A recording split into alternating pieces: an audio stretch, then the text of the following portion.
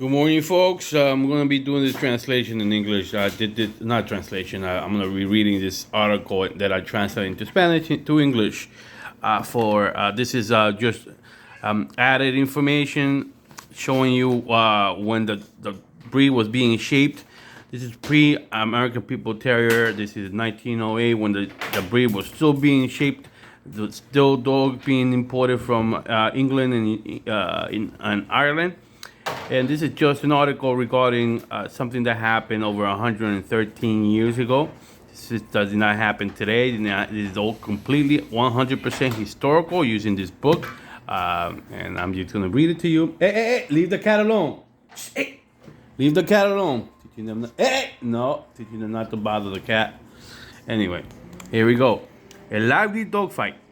On the night of November 3rd, 1908, the eve of the presidential election, the staid and quiet old town of Marietta, Ohio was alive with people. In the saloons and hotel lobbies were knots of men discussing the merits of their respective candidates, but quite often you would see someone call a friend to one side and whisper something to him, and you would hear the answer, "Sure, I want to go. Where is it?" I knew what he meant, and I was more interested than I was in who was going to be elected next day. Frank Henry had written me that if I wished to see a dogfight to come down, and I had driven 10 miles to get in town. And when I got there, I couldn't find anyone that would tell me anything about it. I asked a bartender in a saloon, and he looked innocent and said he hadn't heard a thing about it. But after calling up several places, I at last located Henry, and he told me where to go to find out all about it. The fight was between a black dog called Shellbark, owned by a party connected by the Marietta Brewery, and a brindle dog called Major, owned by the proprietor of a well-known pool room in the same city. When I got around to the starting place, I found quite a crowd of talking dogs. There were several carriages in the rear, also 4 or 5 automobiles in front. After the autos and carriages had gone, we were told to go with the party, and he took us to the streetcar and over the Ohio River Bridge into West Virginia.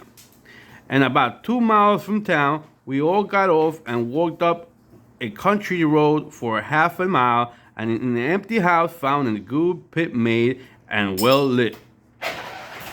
About this time, up rolled a big automobile, and the owner of the black dog and the colored man that trained him jumped out with the black dog in a blanket almost covering him. They hustled him into the house and into a back room. About this time, another auto stopped in front of the door, and the owner of the brindle dog and 3 other men got out with the brindle. He had a breast collar on, and he looked a fine one all over. The dogs had been weighted before they left Marietta, and I was told they were to fight at 51 pounds and were within 1 pound of each other. When it came down to washing doors, the brindle was washed first. He looked a little fat to me, He looked a little fat to me, but he was a low, compactly built dog, rather short head. His ears were nicely cut, and he looked good and strong, but was a very nervous, excitable fellow. I was told he was from an Eastern breeder. After he was washed and taken away, the black dog was brought in, and I knew him in a minute as one of Henry's red-coated pups. He looked like the old dog, only larger, and was black where Toddy was red. He was jet black and had four white feet, white breast and throat, and a white spot on the back of the neck. Long, heavy head, with ears cut rather short. I had seen him when he was a pup, but he was now about 1.5 years old. I'm a puppy over there looking out, trying to look up. Anyway, let's continue on.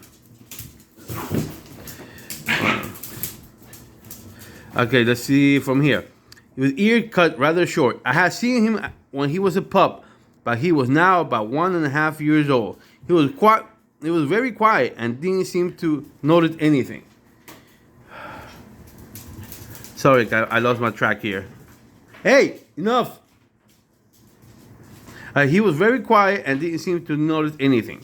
The crowd said the brindle would eat him up, but I noticed the fine condition of the black, the muscles standing out in bunches on him, and he was not so low or short as the brindle, and not carrying as much fat. After he was washed, the referee called to the owners and asked if they were ready. And the owner of the black dog stepped into the pit with his dog under his arm. And the handler of the brindle came in within his dogs on the other side. And when the brindle saw his opponent, he was crazy. The referee stated that this fight was to be under Police Gazette rules, with the exception that each man was to let his own dog loose in the doorway.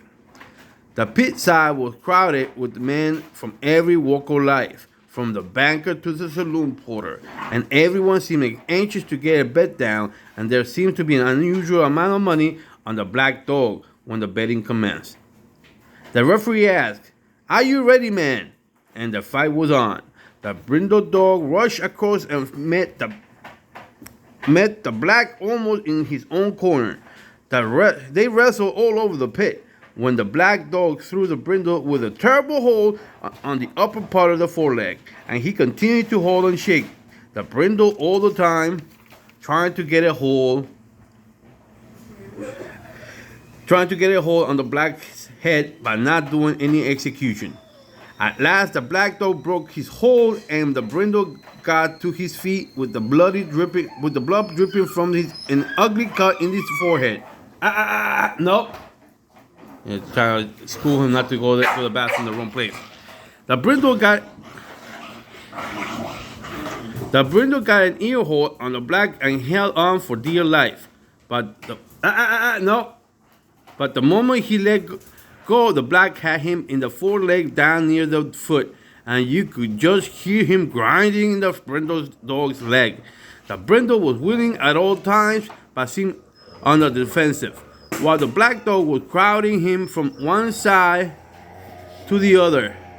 After fighting about 20 minutes, the brindle made the first turn, and when he was asked to scratch, started over, but was met by his dusky opponent and was thrown, and then the black dog seemed like a perfect demon. He would catch the brindle by the throat and shake and crack his head down on the floor.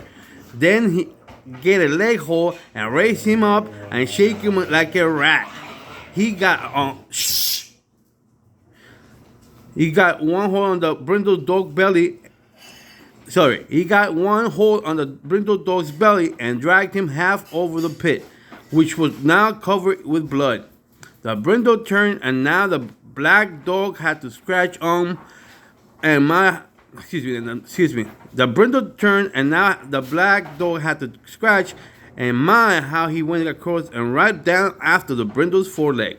The color trainer of the black dog was very much enthused, and now offered 40 to every $10 on the black, but it looked like a brindle had a ghost of a show to win, and no one wanted to take a long shot at that. The black dog had to the brindle down and almost helpless, and not a leg to stand on. I lost my track. Wanted to take the long shot at that. The black dog had the brindle down and almost helpless, and not a leg to stand on. That didn't look like it had been run through a sausage grinder. The brindle turned away again, and everyone was excited to see if he could or would scratch. And when he was told to go, he tried, but fell down, and the referee turned to the owner of the black and said, "You have won." He took the black dog under his arm and stepped out of the pit, with that black rascal squirming like hell to get back. He looked like he could fight an hour yet, and the fight had gone 32 minutes. Everyone left quietly and went away. There was no quarreling at any time, and everything went as smooth as glass. Shellbark was sired by Henry's red dog Toddy out of a bitch of imported Richmond. Again, this is just an article from early 1900s. This is again just showing when the American People Terrier was being shaped. At this point, there were pit dogs. There were not American People Terriers. This is the 1900s. This is part of my campaign to dispel the belief that these American People Terriers were around in the 1700s, which is the most ridiculous, uneducated statement that I could find here, especially from people that supposedly are self-proclaimed experts in the breed and self-proclaimed lovers of the breed, and they don't know these basic things. Anyway, this is Tony Montana. Until next time.